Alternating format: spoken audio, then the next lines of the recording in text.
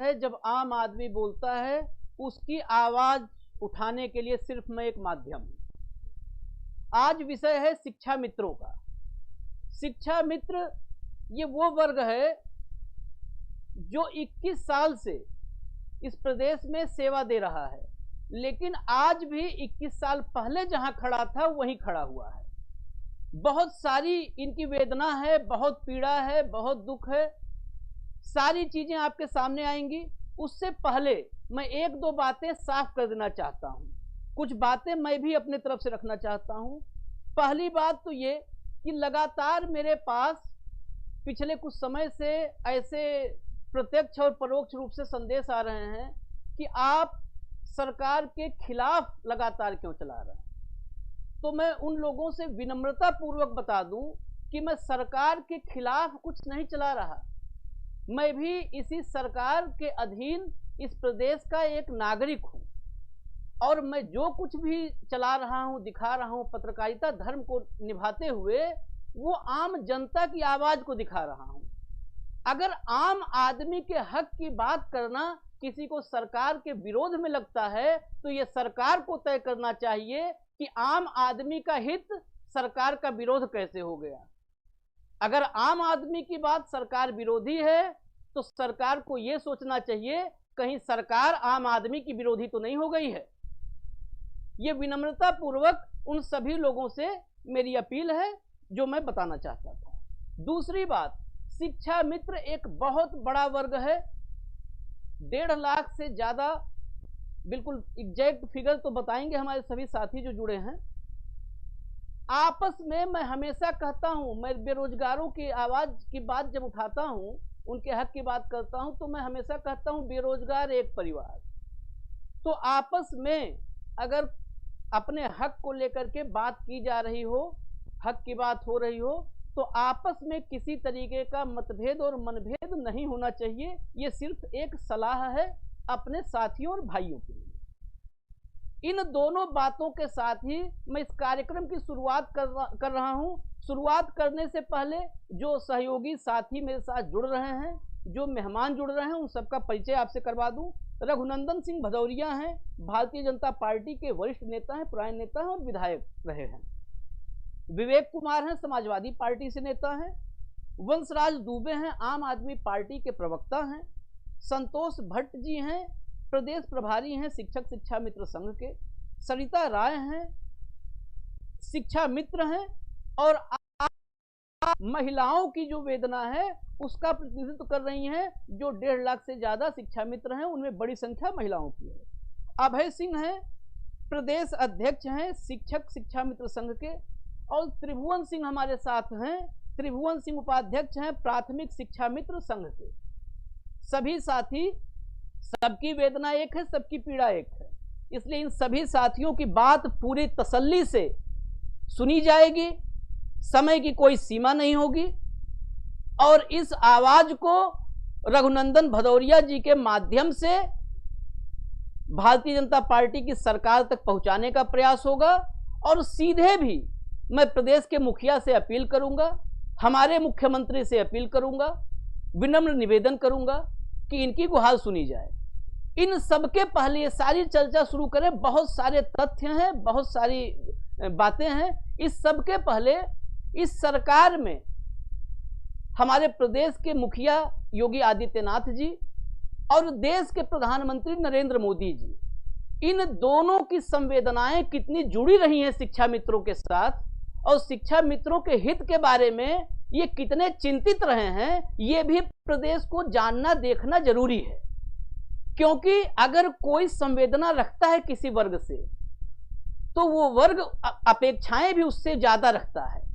और 4.5 साल की सरकार के बाद अगर शिक्षा मित्रों की पीड़ा वहीं के वहीं है, तो प्रश्न खड़ा होना लाजिमी है। इसलिए पहले प्रधानमंत्री नरेंद्र मोदी जी और हमारे माननीय मुख्यमंत्री योगी आदित्यनाथ जी ये कितने संवेदनशील रहे हैं शिक्षा मित्रों के लिए, और 2017 के चुनाव के समय या उसके आगे पीछे भी इन्होंने कितनी संवेदना जताई है इनके मामलों को, इनके हितों को सुलझाने के लिए, इनका हक इनको देने के लिए। उनका क्या वादा रहा है, ये वादा आप लोग खुद अपने कानों से सुनिए, पूरा प्रदेश सुने। कंट्रोल रूम चलाइए जरा। शिक्षा मित्रों लेकर के एक परिस्थिति पैदा हुई है। मैंने उत्तर प्रदेश सरकार से पूछा कि मामला क्या है। उन्होंने मुझे बताया कि अभी तक हमारे पास कोर्ट का ऑर्डर आया नहीं है। कोर्ट ने मौखिक सूचना दी है लेकिन लिखित ऑर्डर नहीं आया है। आज मैंने शिक्षा मित्रों के कुछ नेताओं को बुलाया था, उनकी समस्या समझने का मैंने प्रयास किया और मैंने उनको कहा कि आप जरा मुझे बताइए। तो उनकी भी तकलीफ थी कि उनके पास कोर्ट का ऑर्डर नहीं था, कोर्ट क्या कहना चाहती है वो भी जानकारियां नहीं थी। मैंने उनसे कहा है कि कोर्ट का ऑर्डर आते ही मेरे पास भेजिए, भारत सरकार भी इसका अध्ययन करेगी और उत्तर प्रदेश सरकार को हमें जो सुझाव देने होंगे वो भी हम सुझाव देंगे। लेकिन मैं शिक्षक मित्रों से एक आज अनुरोध करना चाहता हूं। मैंने सुना था कि हमारे उत्तर प्रदेश के एक शिक्षा मित्र ने आत्महत्या की। मैं आपसे अनुरोध करना चाहता हूं, अभी कोर्ट का ऑर्डर भी आया नहीं है और हम अपने जीवन को संकट में डाले तो समस्या का समाधान नहीं होता है। शिक्षक मित्र आत्महत्या करके वो तो चला जाएगा, लेकिन बाद में उस परिवार का क्या होगा, उन बच्चों का क्या होगा। और इसलिए मेरे शिक्षक मित्रों से अनुरोध है कि जीवन में कभी लड़ाई हारनी नहीं चाहिए। हौसला खोना नहीं चाहिए। आत्महत्या का मार्ग हमारा नहीं हो सकता। एक बार कोर्ट का ऑर्डर आने दीजिए। उत्तर प्रदेश सरकार क्या कहना चाहती है उसको देख करके जरा सुने। मैं भी समझने का प्रयास करूंगा और उत्तर प्रदेश सरकार से मुझे जो भी बात करनी होगी उसको मैं करने की जिम्मेवारी लेता हूं। और मैं आपकी बात उत्तर प्रदेश सरकार को आपके एमपी के नाते मैं अवश्य पहुंचाऊंगा। और मुझे विश्वास है कि मेरे शिक्षक मित्र जो विद्यार्थियों के जीवन को तैयार करते हैं, जो विद्यार्थियों का हौसला बुलंद करते हैं, जो विद्यार्थियों को जीने की प्रेरणा देते हैं, उनके जीवन में आत्महत्या का मार्ग कभी उचित नहीं हो सकता है। उत्तर प्रदेश की सरकार भी इन संवेदनशील मामलों को पूरी तरह गंभीरता से लेती है, तो मुझे विश्वास है। और इसलिए कोर्ट का ऑर्डर आने दीजिए, उत्तर प्रदेश सरकार को समय दीजिए। उत्तर प्रदेश सरकार मैं नहीं मानता हूं आपके साथ अन्याय करना चाहेगी और मैं भी उत्तर प्रदेश सरकार से बात करूंगा।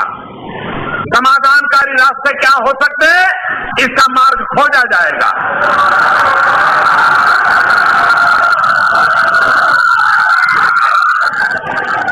भारत माता की।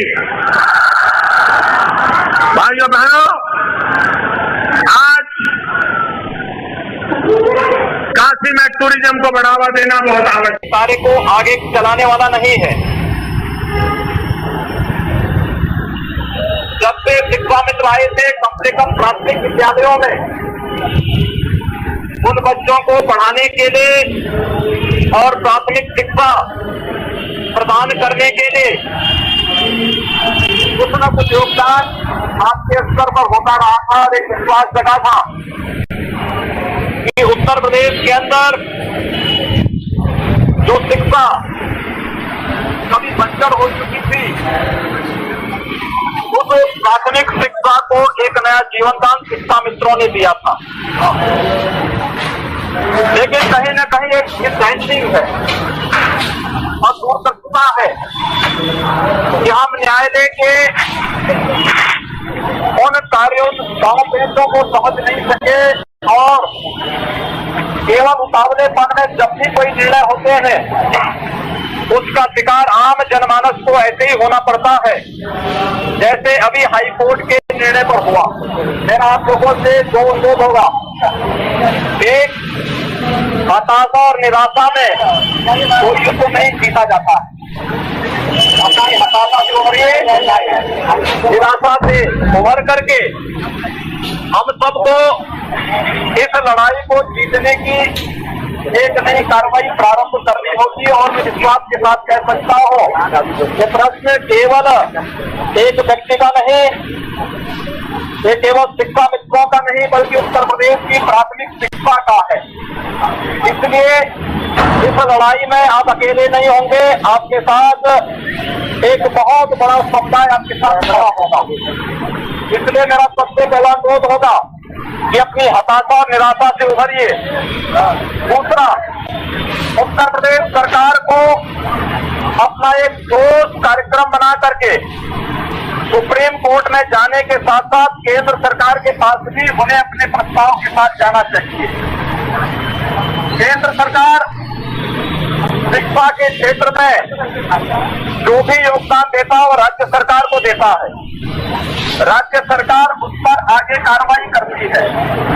अगर उत्तर प्रदेश सरकार आपसे संबंधित किसी भी उस प्रस्ताव को लेकर के पहले ही केंद्र सरकार के पास गई होती, संभवतः इस प्रकार की स्थिति नहीं होती जो आज आप सबके सामने आज खड़ी हुई है। हमको यहाँ पर किसी पार्टी का नहीं बल्कि शिक्षा के बारे में सोचना है। हमें प्रदेश के लगभग 2.25 लाख उन शिक्षा मित्रों के भविष्य के बारे में सोचना है, उनके परिवारों के बारे में सोचना है।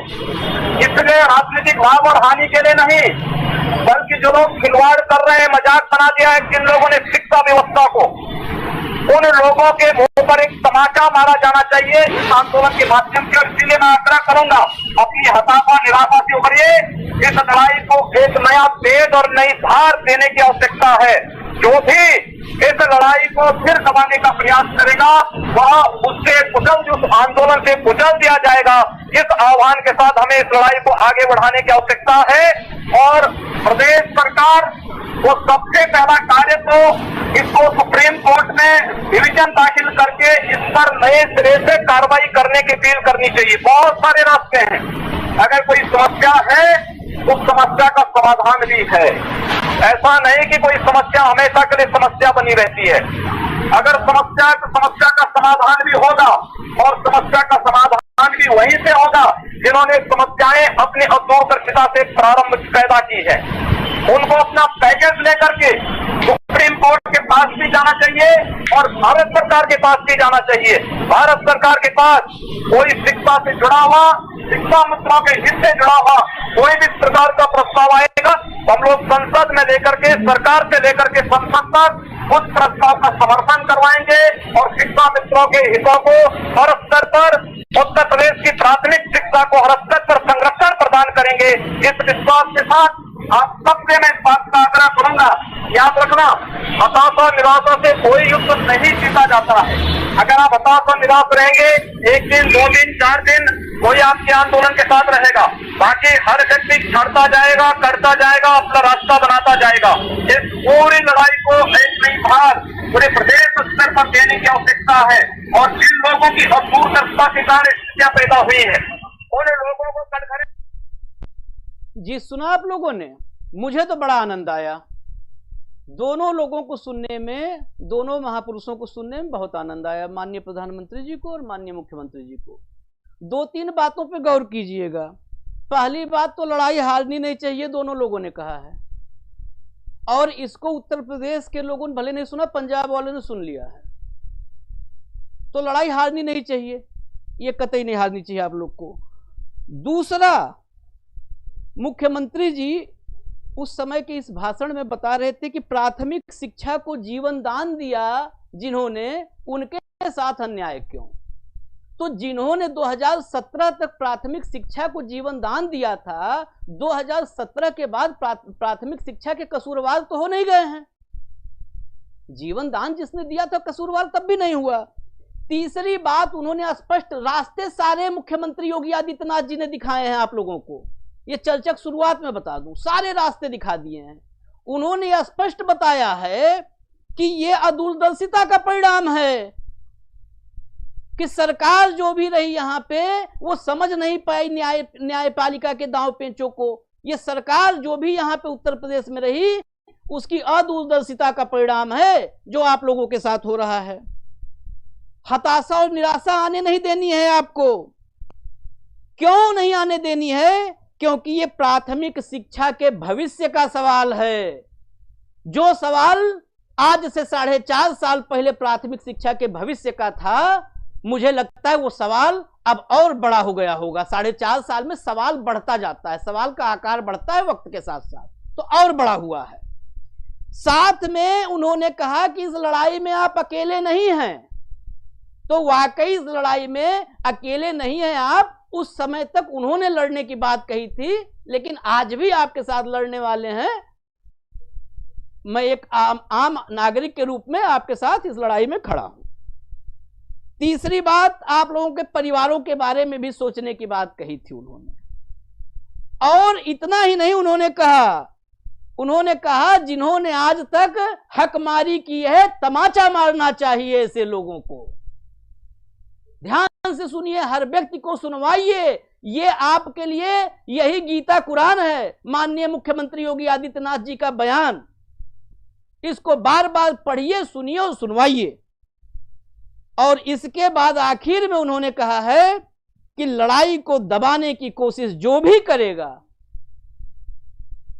वो बख्शा नहीं जाएगा। पूरे प्रदेश के हर कोने में इस लड़ाई को फैला दो।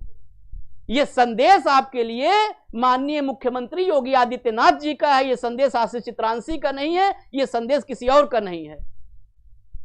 यह माननीय मुख्यमंत्री योगी आदित्यनाथ जी का संदेश आप सबने सुना, आप ही के माध्यम से मेरे पास आया भी था। अब सबसे पहले इतने उपदेशात्मक बातों के बाद, इतने उत्साहजनक भाषण के बाद, सबसे पहले मैं चलूं किसके पास? सबसे पहले मैं सोच रहा हूं लेडी फर्स्ट। आज कम से कम मैं अपना धर्म निभाऊं, और मैं सबसे पहले चल रहा हूं, सरिता राय हैं हमारे साथ, शिक्षा मित्र हैं। सरिता राय जी, आपने ये सारी, आप जिसके पास भी मैं आऊं ऑडियो अपना अनम्यूट कर लिया करें, क्योंकि हम लोग मोबाइल से दूर दूर से जुड़े हुए हैं, इसलिए आप लोग का म्यूट किया जाता है। अनम्यूट करिए ऑडियो, आप मोबाइल में नीचे ऑडियो का ऑप्शन है, अनम्यूट कर लीजिए। आप सबसे पहले ये जितना कुछ आपने सुना और 4.5 साल उसके बाद जो वक्त गुजरा, इसमें कितनी तरक्की हुई, आप लोग को कितना हक मिला, ये बताइए। उसके बाद बाकी मैं अभी त्रिभुवन जी और अभय जी से बाकी तथ्यात्मक बातें समझूंगा। जी सर, आवाज आ रही है मेरी? हाँ, आ रही है, पूरी आवाज आ रही है, बोलिए। जी सर, सबसे पहले तो मैं आपको धन्यवाद देती हूँ और आभार प्रकट करती हूँ, आपके चैनल का भी, साथ ही साथ जो भी प्रवक्ता हैं पार्टी के उनका भी आभार प्रकट करती हूँ कि आपने हमको समय दिया सुनने के लिए। सर, आपने ऑडियो सुना, पूरे लोगों ने सुना होगा। दो बातें हमारे सीएम साहब हमको आरोप के तौर पे आज भी लगाते हैं कि हम सपा सरकार के एजेंट हैं, और दूसरी ये कि हम अयोग्य हैं। दोनों चीजें उन्होंने गुणगान के रूप में कह दिया है, तो समझ में नहीं आता कि दोनों चीजें आप ही से निकल के आती हैं कि हम अयोग्य हैं, और हमारी योग्यता का पैमाना आप खुद हमारा गुणगान करके बता देते हैं। दूसरी बात, आप कहते हैं कि आप सपा के एजेंट हैं, आप कहते हैं कि आप अपने मांग को रखने के लिए, अपने पक्ष को रखने के लिए आप तेज धार दीजिए, अपने धरने को बल दीजिए। और आज समय ऐसा हो गया सर, मैं आपको बता दूं कि हमें सच कहने के लिए, केवल सच बोलने के लिए ये सजा हमको दी जा रही है। हम अपना हक, अपना न्याय मानने के लिए सर हम यहाँ पर लगे रहते हैं, और केवल हमारी बात को दबाया जाता है। सर, विश्वसनीय सूत्रों से पता चलता है सर कि हमारे पीएम साहब, हमारे सीएम साहब मात्र इस चीज का हमको दंड देते आ रहे हैं कि हमने मांग अपनी रखी, हमने धरना दिया, हमने ट्विटर से, फेसबुक से, धरने से अपनी बात को रखा, समझाना चाहा, बताना, उसी का आज हमको परिणाम मिल रहा है कि हम अपनी बात को रखते हैं और पता नहीं ये मानसिकता बन गई आज के सरकार की, हमेशा अगर हम अपनी बात रखें तो हम उनके विरोध में जा रहे हैं। समझ में नहीं आता कि हम आज तक 20 साल से साइलेंट बैठे थे, तब भी हमारी बातों को नहीं सुना गया है, और फिर आज हमारे पास इतनी जिम्मेदारियां हैं, हमारे बच्चों की जिम्मेदारियां हैं, 3 पीढ़ी की जिम्मेदारियां हैं। आज हम आर्थिक स्थिति से ऐसे गुजर रहे हैं कि रोज हमारे बच्चे, हमारा परिवार, हम त्राही त्राही करके मर रहे हैं। हम अपनी आवाज को सरकार तक पहुंचाना चाहते हैं, फिर उसका दंड हमको दिया जा रहा है केवल अपनी बात कहने के लिए। सर 4 साल गुजर गए हैं सर, और कुछ आप देख रहे हैं सर जिस स्थिति से हम लोग गुजर गए हैं। सर आपने भाषण सुना, आम आदमी की बात तो आम आदमी की होती है। एक कहते हैं कि मंच पे एक पीएम बोलता है, सीएम बोलता है, उसकी बात में दम होता है, वो गलत नहीं बोलता है। पता नहीं आज इतने दौर हो गए 4 साल के, कभी इन्होंने अपने ऑडियो को फिर से उन्होंने सुना है कि नहीं सुना है।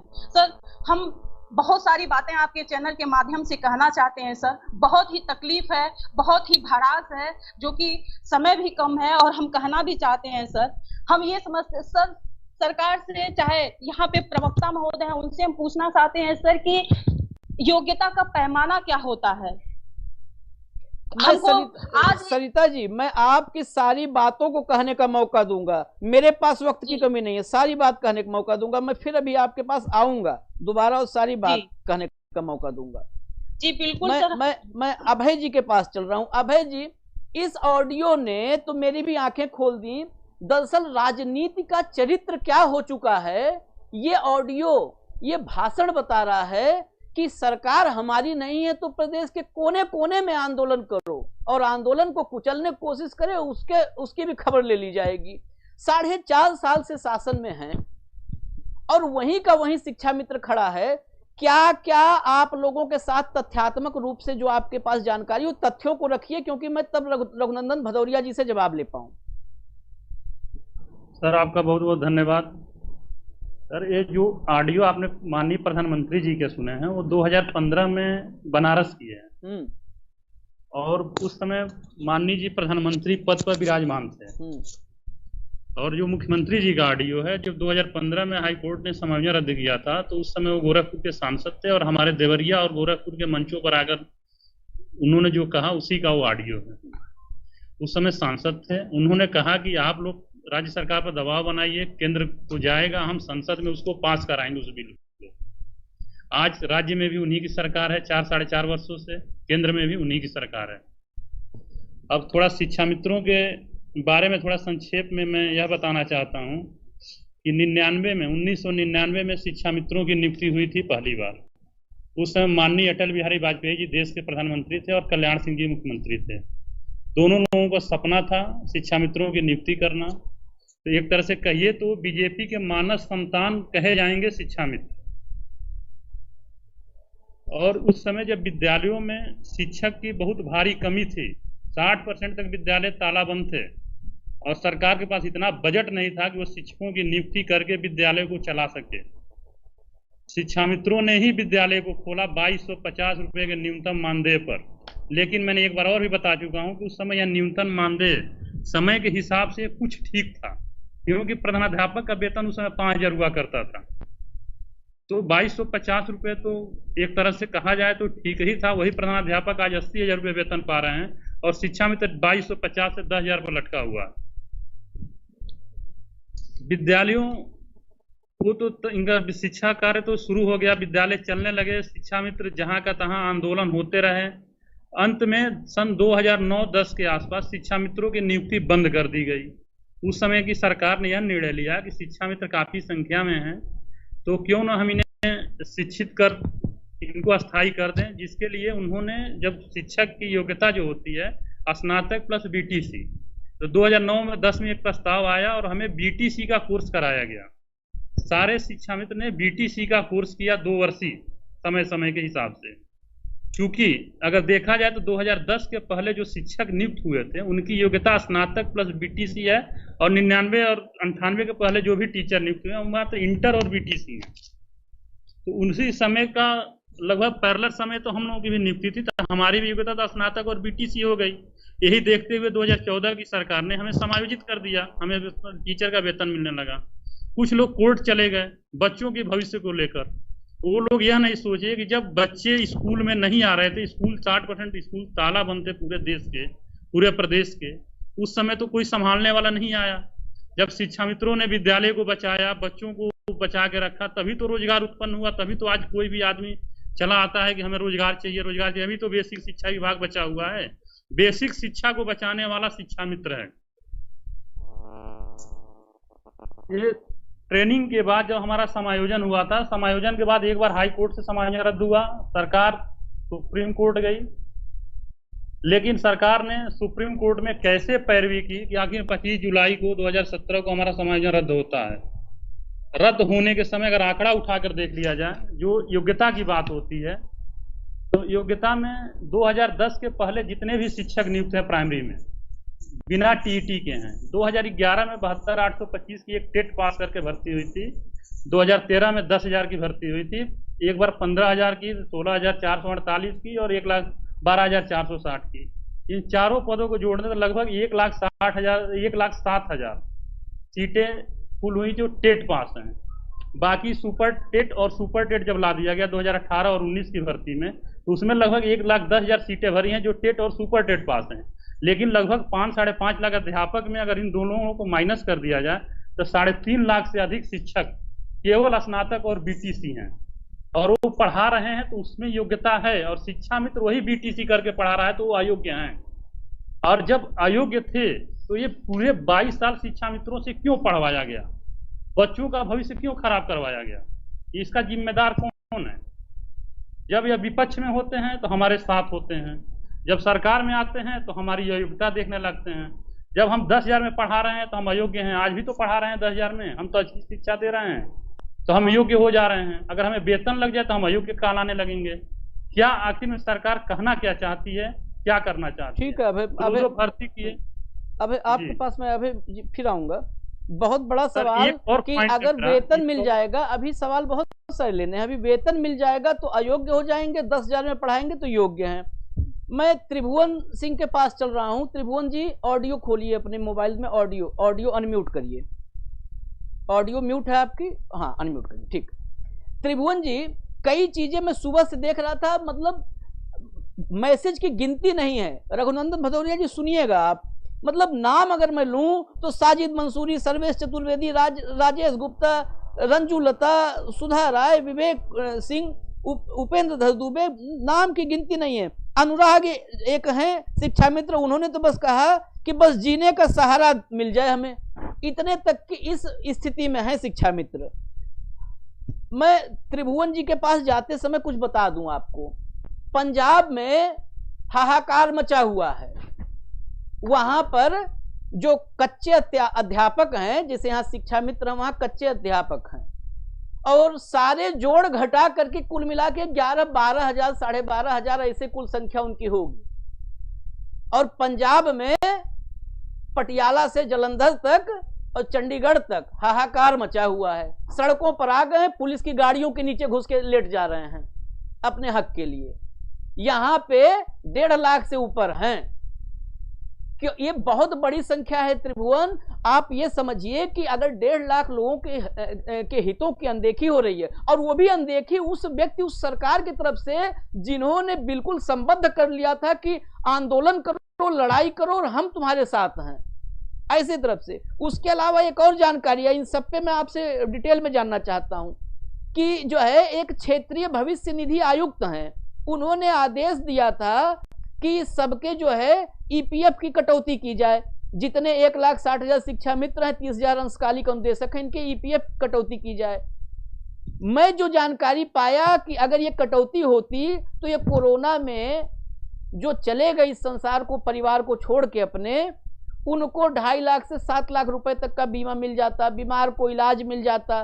वो भी क्षेत्रीय भविष्य निधि आयुक्त के आदेश के 1.25 साल बाद भी कटौती नहीं शुरू हो पाई, जबकि वो जो है 1 अप्रैल 2015 से कटौती का आदेश था, और ये 28 फरवरी 2020 को ये आदेश दिया था आयुक्त साहब ने।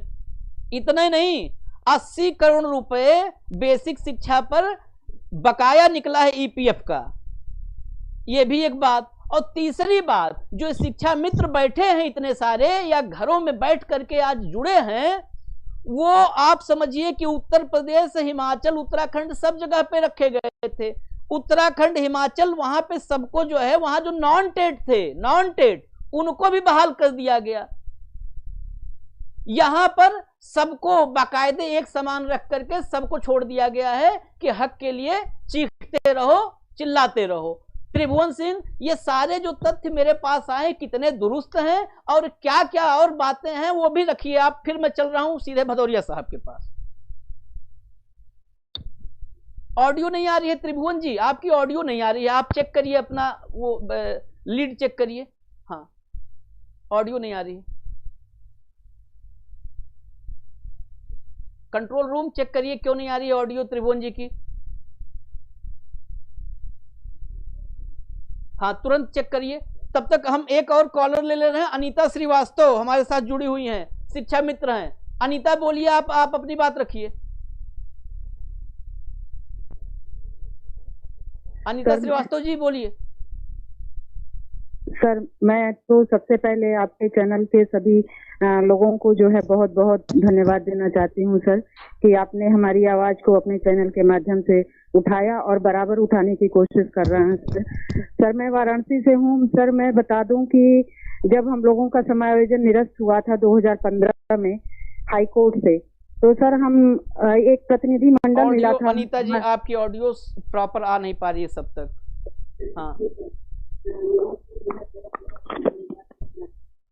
हाँ बोलिए बोलिए, अब अनीता जी बोलिए। और त्रिभुवन जी का ऑडियो चेक करवाइए कंट्रोल रूम तुरंत। बोलिए अनीता जी। हाँ सर। हाँ सर, मैं बताना चाहती हूँ कि जब 2015 में सर हमारा समायोजन हाई कोर्ट से निरस्त हुआ था, तो उस समय जो है हमारे वाराणसी के सांसद प्रधानमंत्री मोदी जी थे और हम लोगों का प्रतिनिधि मंडल यहाँ पे वाराणसी में मिला, जिसमें मैं भी एक महिला के तौर पे थी। सर, माननीय मोदी जी ने कहा कि इस समय मैं क्या कर सकता हूँ, क्योंकि तुम्हारे उत्तर प्रदेश में जो है सपा की सरकार है और माननीय अखिलेश यादव जी हैं, फिर भी मैं तुम्हारे हाई कोर्ट की कॉपी को मंगाऊंगा और देखूंगा कि उसमें क्या कमियां हैं, और मैं जितना भी हर संभव मदद आप लोगों की करूंगा।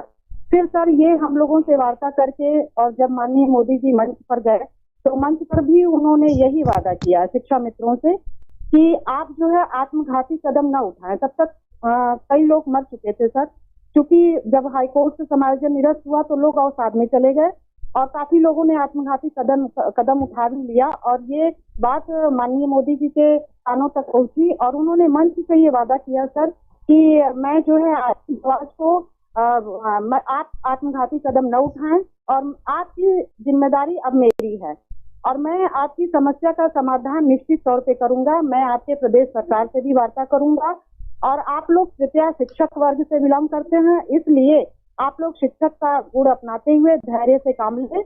और इस समय आप लोगों के स्थिति विपरीत चल रही है, लेकिन फिर भी आप लोग जो है धैर्य से काम लें।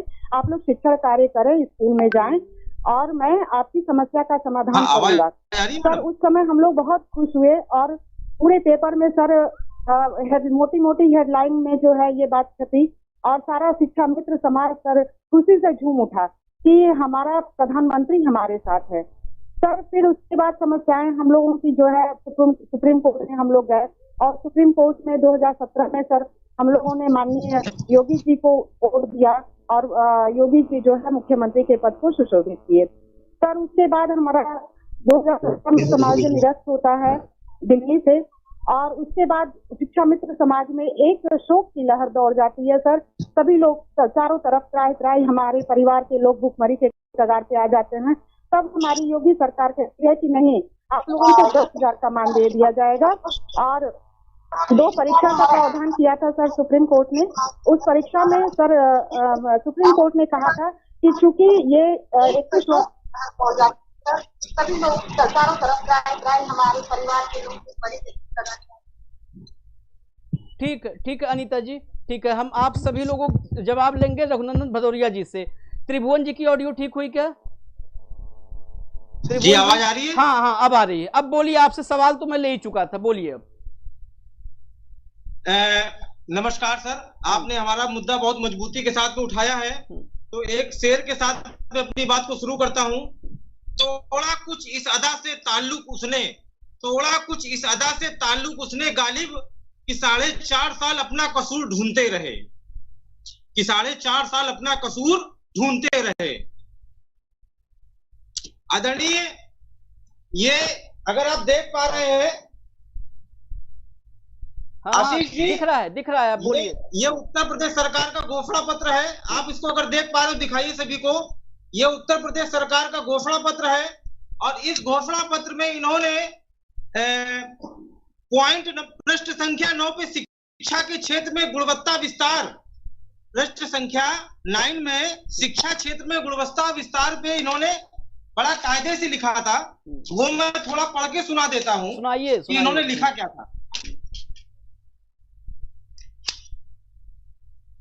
शिक्षा के क्षेत्र में गुणवत्ता विस्तार। उत्तर प्रदेश शिक्षा एवं सांस्कृतिक विषयों में हमेशा देश का अग्रणी राज्य रहा है। परंपरा से ही काशी शिक्षा का सनातन केंद्र रहा है। आधुनिक भारत में भी महामना मदन मोहन मालवीय जी ने उस परंपरा को प्रगतिशीलता के साथ जोड़कर उत्तर प्रदेश की शिक्षा क्षेत्र में विशिष्ट पहचान बनाई।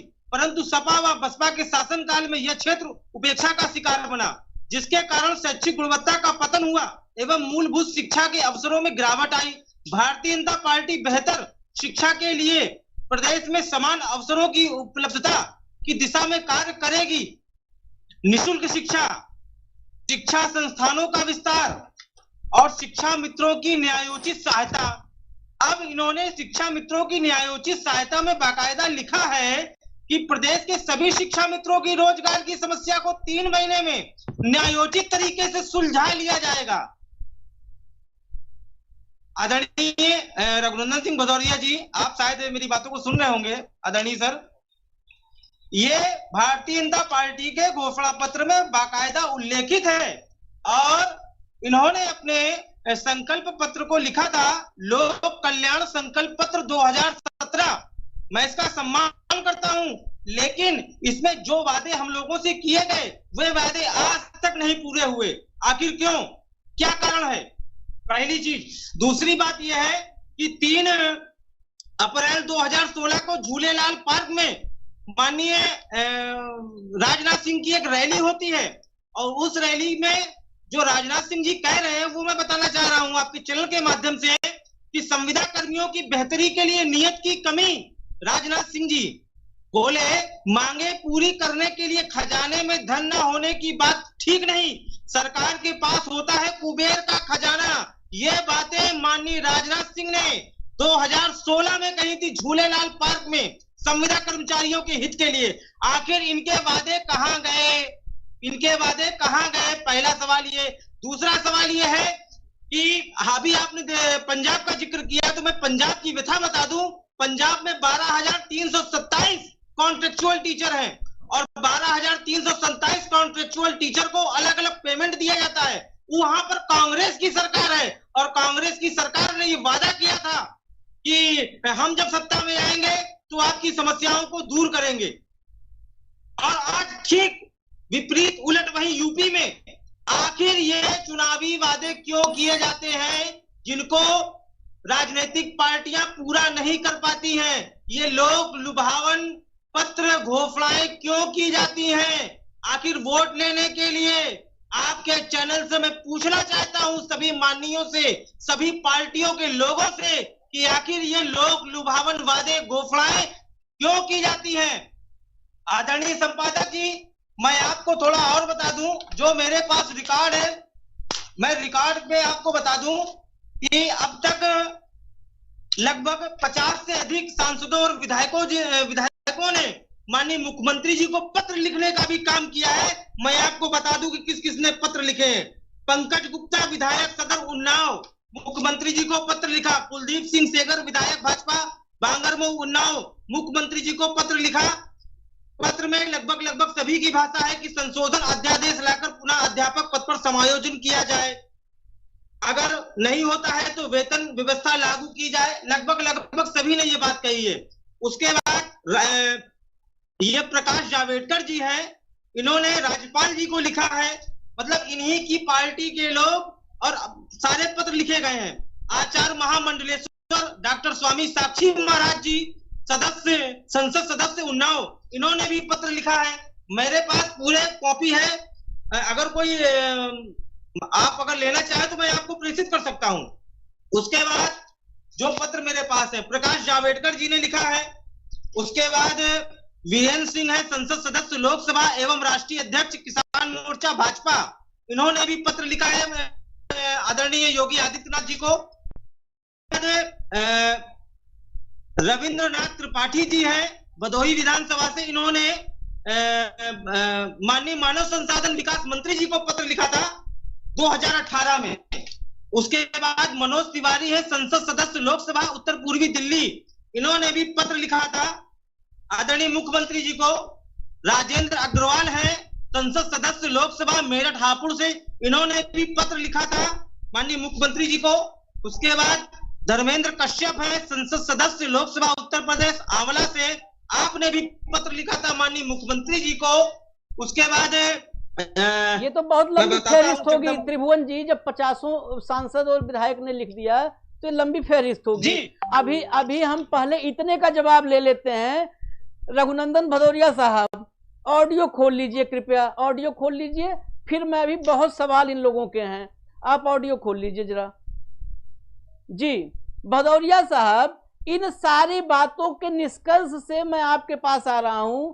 सिर्फ ये संकल्प पत्र में लिखा हुआ लोक कल्याण का नारा था, जिसको कई बार जुमले का यहाँ पर जुमले के रूप में पूरे देश में बताया जाता है कि भाजपा के नारे जुमले होते हैं, तो जुमला था या 50 से ज्यादा विधायक सांसद चिट्ठी लिखे मुख्यमंत्री से लेकर के मानव संसाधन और प्रधानमंत्री तक, वो नूरा कुश्ती थी, या इस सरकार में मुखिया विधायक सांसद जनप्रतिनिधि और जनता की सुनवाई नहीं करना चाहते हैं?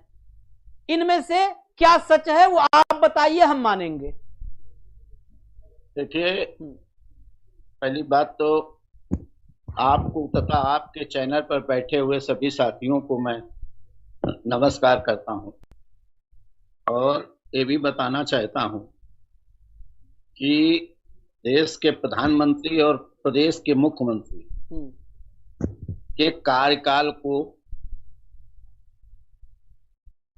जिस ऐतिहासिक ढंग से समाज जनता कह रही है, अभी तक हम किसी सरकारों के बीच में रहने वाले, उस समाज में काम करने वाले कभी सुना नहीं। काम करना करके दिखाते हैं प्रधानमंत्री मोदी जी और प्रदेश के भदौरिया साहब 1 मिनट के लिए रोकूंगा, फिर बोलने का मौका आपको पूरा है। एक ये जो है माननीय सब बहुत अच्छा कर रहे हैं, ये सब भाषण सुनने के लिए यहाँ पे ना ये त्रिभुवन बैठे हैं, ना अभय बैठे हैं, ना सविता बैठी है, ना भट्ट जी बैठे हैं, ना जो देख रहे हैं, ये सब नहीं, काम की बात। ये जो पूछ रहे हैं अभय सिंह, सविता राय, त्रिभुवन सिंह, इसका जवाब दो आप ना। उन्होंने सब कुछ किया, जिन 1.5 लाख को कहा था कि तुम आगे लड़ो हम पीछे खड़े, उनको भूल गए, उनको छोड़ दिए। इनकी बात आप करो बस अभी। अब आप सर 1 मिनट बस रोकना चाहूंगा, 1 सेकंड के लिए। हाँ बोलिए भाई जी। सर हमारे यहाँ भोजपुरी में कहावत है, खुरपी के बिया भइल हंसुआ के गीत गवाता। हाँ। तो मुद्दे की ही बात हो, शिक्षा मित्र प्रकरण ही चले, यही अच्छा रहेगा। नहीं, उसके अलावा कुछ चलने नहीं देंगे हम। हाँ भदौरिया साहब बोलिए। सही बात है, लेकिन ये जुमलेबाजी कहाँ से आई? जो सपा बसपा कांग्रेस रोज मोदी और योगी को चिल्लाते हैं, वो ये अब शब्द आपके यहाँ कहाँ से आ गया? मैं यही तो आपसे पूछ रहा हूँ, मैं आपसे भटकिए नहीं भदौरिया साहब। 1 मिनट में बता दूं, यहाँ भटकने का कोई गुंजाइश नहीं है। ये मैं बताए, इस मंच पे भटकने कोई गुंजाइश नहीं है। मैं आपसे पूछ रहा हूँ, जुमला था, आपसे पूछ रहा हूँ, जुमला था। 1 मिनट अभी आप लोग रुकिए। हाँ, बात आनी चाहिए, कार्य के विचार की बात आनी चाहिए, आगे भविष्य में क्या होगा। हाँ, जुमलेबाजी अन्य सरकारें करती थी, भारतीय जनता पार्टी आपने क्या किया वही तो पूछ रहे हैं भाई। आप शिक्षा मित्र की बात करिए, आपने क्या किया ये बताइए।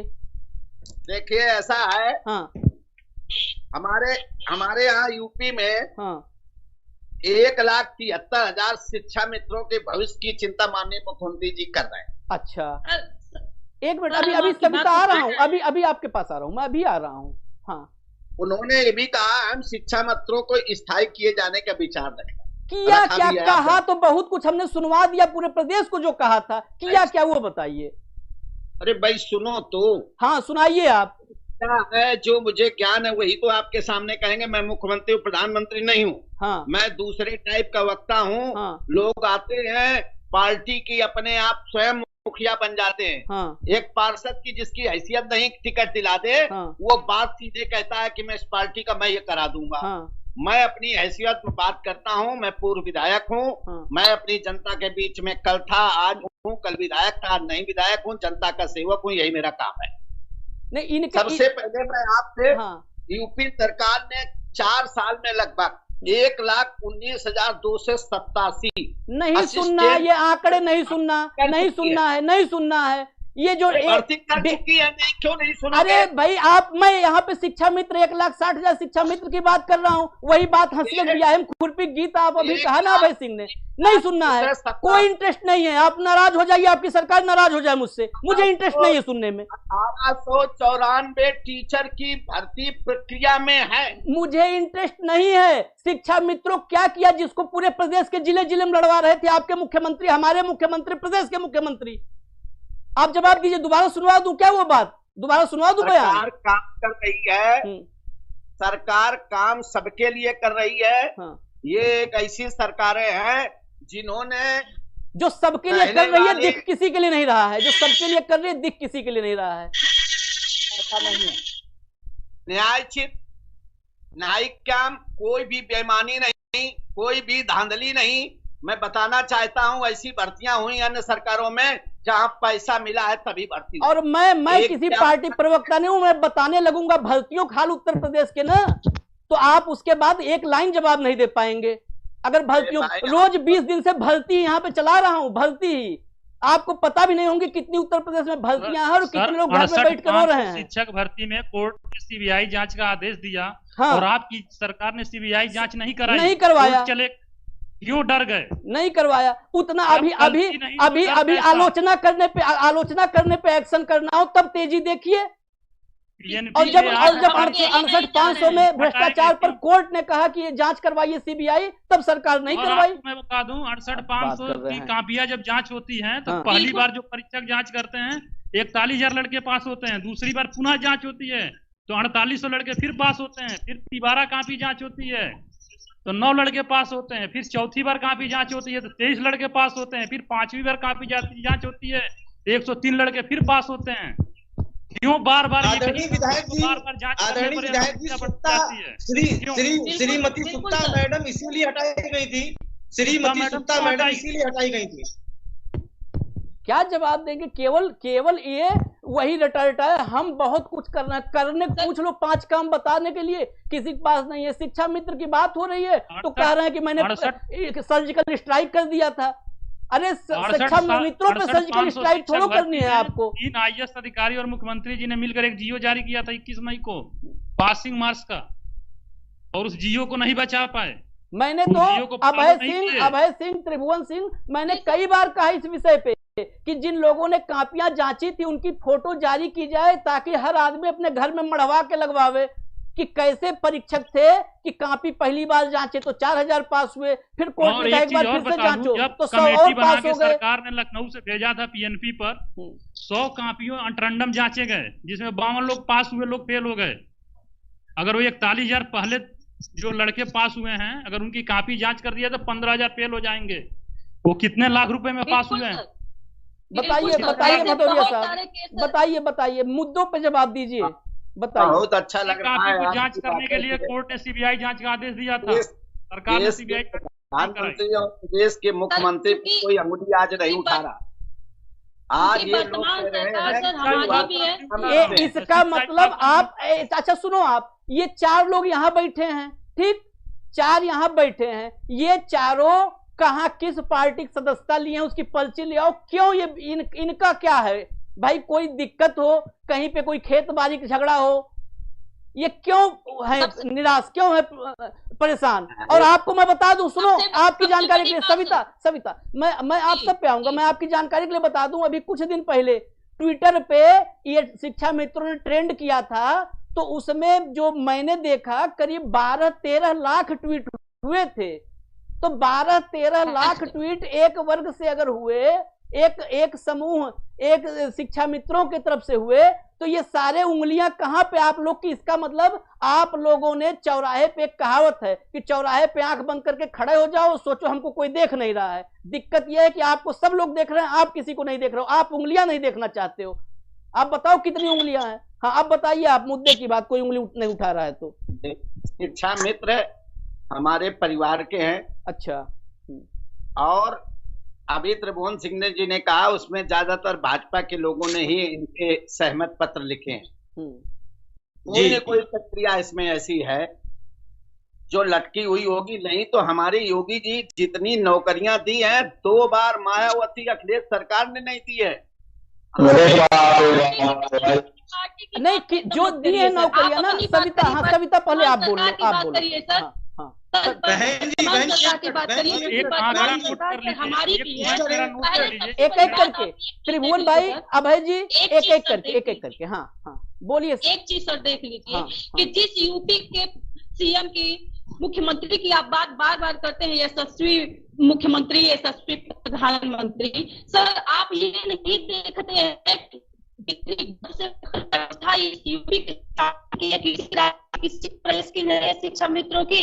आप ये बात सर क्यों भूल जाते हैं कि वही अनुभव, वही योग्यता लेकर के हर राज्य के शिक्षा मित्र खुशहाल जीवन जी रहे हैं, और आपके यूपी का शिक्षा मित्र एकदम मरने के कगार, उसकी 3 पीढ़ियां बर्बाद कर दी आप लोगों ने। सबसे पहली बात, हम आप पे आरोप लगाते हैं। 2200 रुपए की बात सर छोड़ दीजिए, आपने जब हमारी नियुक्ति की 2001 में, तो सबसे पहले बात आपकी आय की जो सीमा रखनी चाहिए थी 35 से 50 के लगभग सीमा रखनी चाहिए। 18 वर्ष आयु सीमा जो आपने रखा, हमारे शिक्षा व्यवस्था को तो आपने बर्बाद ही किया, हमारे आने वाली 3 शिक्षा पीढ़ियों को आपने बर्बाद कर दिया। कहां से हम शिक्षा व्यवस्था दे पाएंगे, कहां से स्वास्थ्य दे पाएंगे? हम उसी में लगे रह गए। आदरणीय संपादक जी, मेरा एक सवाल है।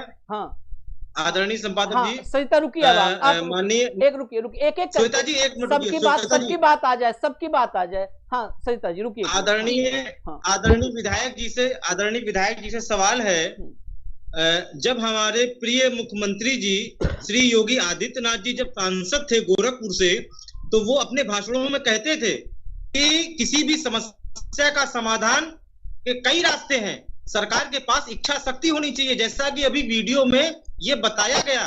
और स्वयं माननीय मुख्यमंत्री जी जब सांसद थे तब वो बोल रहे हैं कि ऐसी कोई समस्या नहीं है, शिक्षा मित्रों को स्थायी हल किया जा सकता है, इसके कई सारे रास्ते हैं। और यही बात हमारे यशस्वी प्रधानमंत्री जी ने भी अपने भाषण में कही। तो आखिर आज वो मुख्यमंत्री हैं, तो समस्या का निदान क्यों नहीं हो सकता है? आदरणीय विधायक जी। ठीक है त्रिभुवन जी, मैं यही बात जाने वाला था लेके रघुनंदन जी के पास, कि वही आप जो योगी जी के भाषण को सुनिए। उन्होंने बताया कि पिछली सरकारें अदूरदर्शिता का शिकार थी, उपाय तो बहुत हैं, यहां से दिल्ली भेजिए, दिल्ली में संसद से सड़क तक सब जगह प्रस्ताव आएगा, पास होगा और खुशहाली आएगी शिक्षा मित्रों के घर में। अब जो पिछले सब अदूरदर्शी थे, तो 4.5 साल से दूरदर्शिता का क्या नमूना आपने पेश किया वो बता दीजिए रघुनंदन भदौरिया जी। सारे अदूरदर्शी थे। एक जानकारी और दे दूं, और जब 99 में शिक्षा मित्रों की नियुक्ति हुए थे, उस समय उत्तराखंड और उत्तर प्रदेश एक में था, उत्तराखंड अलग राज्य नहीं बना था। तो जो शिक्षा मित्र उत्तराखंड भाग में पढ़ते हैं, उत्तराखंड की सरकार ने उन शिक्षा मित्रों को अस्थायी कर दिया। वो बताया मैंने कि उससे बहाल हो गए। यूपी के ही भाई हैं, यूपी के ही साथ, अगर यूपी में रहते तो आज वो 10,000 पाते। महाराष्ट्र की सरकार शिक्षा मित्रों को 35,000 रुपये लगभग मानदेय देती है। मध्य प्रदेश और छत्तीसगढ़ ने उनको समान पूरा शिक्षक का समायोजित करके शिक्षक का वेतन दे रही हैं। हिमाचल प्रदेश में 21,000 रुपये लगभग है, हरियाणा में भी 22,000 के आसपास है, बिहार में भी 20,000 के लगभग मानदेय है, दिल्ली 34,000 रुपये है, दमन दीव में 26,000 के आसपास मानदेय है, और वो सारे मानदेय 12 महीने हैं। यूपी में 10,000 11 महीने हैं। जून का मानदेय मुझे नहीं मिलता है। साहब अब बताइए, आप दूरदर्शिता की इतनी मिसाल अभी आ रहा हूं, एक एक जवाब ले लें। थोड़ा भदौरिया साहब जवाब ही नहीं दे रहे हैं ना, और जवाब लेना जरूरी है, बिना जवाब के क्यों जाएंगे भाई भदौरिया साहब? देखिए, एक बात बताइए, जो दोनों हाथ लड्डू बांट रहा है, आप ये कह रहे हो, आप उनमें आप ये देखिए कि सरकार और शिक्षा मित्रों में जो भी बीच में क्या है, वो समस्या आधिकारिक तौर पे है या सिस्टम में क्या है, नहीं तो जो यूपी सरकार 4 साल में 1,19,287 एक मिनट भदौरिया साहब, फिर मैं रोकूंगा आपको, फिर 1,37,000 एक मिनट। अब शौचालय दे रही है, सुनिए राशन पहुंचा रही है। सुनिए प्रभु, सुनिए कारण मैं उस पर इसलिए हमें राशन नहीं चाहिए, हमें नौकरी चाहिए। सुनिए अभय जी, भाई आप उसके बारे में मैं विशेषज्ञ नहीं हूँ, मुझे ये भी नहीं मालूम उसमें कारण क्या है। मैं चैनल पे बैठ के झूठ लफाजी नहीं बोल सकता हूँ, तो बोलेंगे वही जो मुझे मालूम है। तो पार्टी के संकल्प पत्र में झूठ शामिल करने से बचना चाहिए। पत्र लिख सकते हैं ऑर्डिनेंस पास करने का, राज्यपाल एक ऑर्डिनेंस पास कर दे, अभी समाधान हो जाएगा। बातों का अध्ययन करूं और दोबारा डिबेट कराइए तो मैं आपको जवाब दूं। नहीं, लेकिन आप ये क्यों भूल जाते हो, जो महिलाओं को सम्मान शौचालय देकर दिया, जो आज राशन दे रहा है, जो गैस दिया, बार बार पूरा प्रदेश सुने भैया, यही है राजनीति का चरित्र। मैं भाजपा का नहीं कहूंगा, यही है राजनीति का चरित्र। पूरा प्रदेश सुने, पूरा प्रदेश सुने। पढ़ने लगे जब आप सरकार आई है, जिन स्कूलों में प्राइवेट में लोग पढ़ाना नहीं बच्चे जानते थे, आज बच्चे पढ़कर डिग्रियां पाने की ओर घूम रहे हैं। अच्छे बच्चे पढ़ने लगे जो अच्छे स्कूलों में। 4.5 साल में ही पढ़ के डिग्री भी पाने पहुंच गए। वाह, इस रफ्तार से पढ़ाई अद्भुत हुई। प्राइमरी में एडमिशन लिए और डिग्री ले लिए।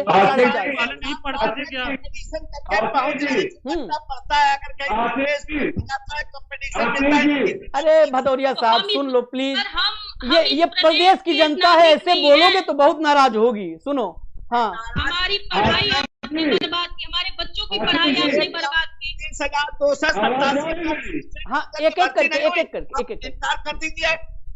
नहीं हुई क्या? साला मैं बता दूं आपकी सरकार की। हाँ बताइए। स्पष्ट रूप से कौन सी सरकार नहीं साधी, आपकी सरकार। सरिता जी, अभय जी, एक मिनट, छोटा सा अमाउंट है, बहुत ज्यादा नहीं है, मैं बता रहा हूँ, आप ध्यान से सुन लीजिए। एक एक करके बोलेंगे आप लोग। भट्ट साहब, अभय जी, भट्ट साहब, मैं सबके पास आऊंगा। एक समायोजन 2014 में हुआ था। समय की नहीं कमी है, आपके पास आऊंगा आपके। हाँ अभय बोलिए, आप बोलिए। हाँ, एक एक समायोजन 2014 में हुआ था। 2017 में जुलाई में समायोजन रद्द हुआ था। 36 महीने हम लोग काम किए थे। नौकरी में 87 रुपए बीमा के नाम पर हर महीने कटता था 1,37,000 आदमियों का। ये 87 रुपए 36 महीने 1,37,000, 43 करोड़ रुपए हो रहे हैं। 42 करोड़ 90,84,000 रुपए एक सरकार ने क्यों नहीं मेरा भुगतान किया? बेसिक शिक्षा विभाग या पैसा कहाँ लेकर गया? शौचालय दिया ना, शौचालय दे दिया। वो हमारे 4,000 शिक्षा मित्र मर गए, उन्हीं को बांट देते, मुझे ना वापस करें, उन्हीं को दे दें। 1 रुपए नहीं दिए। हमारे उस परिवार के लोग कैसे जी रहे होंगे जो 4,000 शिक्षा मित्र दुनिया छोड़ गए हैं? अब मेरा ही 43 करोड़ रुपए लेकर बैठे हैं, इसका जिम्मेदार कौन है? भाई यही मैं कहना चाहता हूँ। 87 रुपए महीने की, अब उसी जा रहा हूँ, 36 महीने की 1,37,000 लोगों की, वही जा रहा हूँ। अभय जी, 42 करोड़ 90,84,000 रुपए होते हैं। वही 43 करोड़ पे ही जा रहा हूँ। और साथ ये इतने देर से बता रहे हैं कि 1,19,000, 1,19,000, उसमें ही बता दें 69,000 में केंद्र में बैठा राष्ट्रीय पिछड़ा वर्ग आयोग ने उसमें आरक्षण का घोटाला बता दिया है। 68,500 में जो मेरी जानकारी है, तथ्य बिल्कुल आंकड़े हो सकता है दुरुस्त न हो, शायद 22,000 पद अभी रिक्त हैं। 69,000 में अलग जो है वैकेंसी बची है। एक दिन आप आ जाना, हो सकता है 2-4 आंकड़े आगे पीछे हो जाएं, लेकिन प्रदेश भर के जुबानी बेरोजगारी मुझे याद है और भर्तियां याद है भदौरिया साहब, सब गिना दूंगा और वो भी बता दूंगा कि आपके आंकड़ों में क्या क्या दर्ज है और घर पे बिलख रहे हैं जो लोग, जो बेरोजगार। बताऊं, इनके बीच में नहीं चर्चा करना चाहता शिक्षा मित्रों के। अब सुन लीजिए आपको, इसलिए ना क्योंकि बार बार आप वहीं जा रहे हैं। 2486 दरोगा की ट्रेनिंग, सुनिए भदौरिया साहब ध्यान से, आपके कानपुर में भी मिल जाएंगे। 2486 युवाओं ने उत्तर प्रदेश में लिया दरोगा का ट्रेनिंग लिया, एसआई का। एसआई की ट्रेनिंग लेकर के 1 साल 7 महीने की ट्रेनिंग ली थी भदौरिया साहब, इधर सुनिए। यही हाँ, 1 साल 7 महीने की ट्रेनिंग ली और साल सवा साल से बैठे हैं कि वर्दी उनके शरीर पर चढ़ जाए, वर्दी पहनने के इंतजार में। उसमें से एक युवा शशांक अब दुनिया में नहीं रहा, 2485 बचे। और आपके आंकड़े जो है ना, जो आप बताते हो रोजगार दिया, इवन उसका भी कहो तो ऑडियो सुनवा दूं, भाषण सुनवा दूं। मुख्यमंत्री जी ने खुले मंच से जब अपने रोजगार का जिक्र किया ना, तो 2486 दरोगाओं की नियुक्ति की, यह भी गिनाया था। 2486 दरोगा की नियुक्ति की, यह भी गिनाया। और वो घर बैठे हैं, घर बैठे परेशान हैं। उनके पड़ोसी कहते हैं वर्दी कभी पहन पाओगे, मजाक उड़ाते हैं।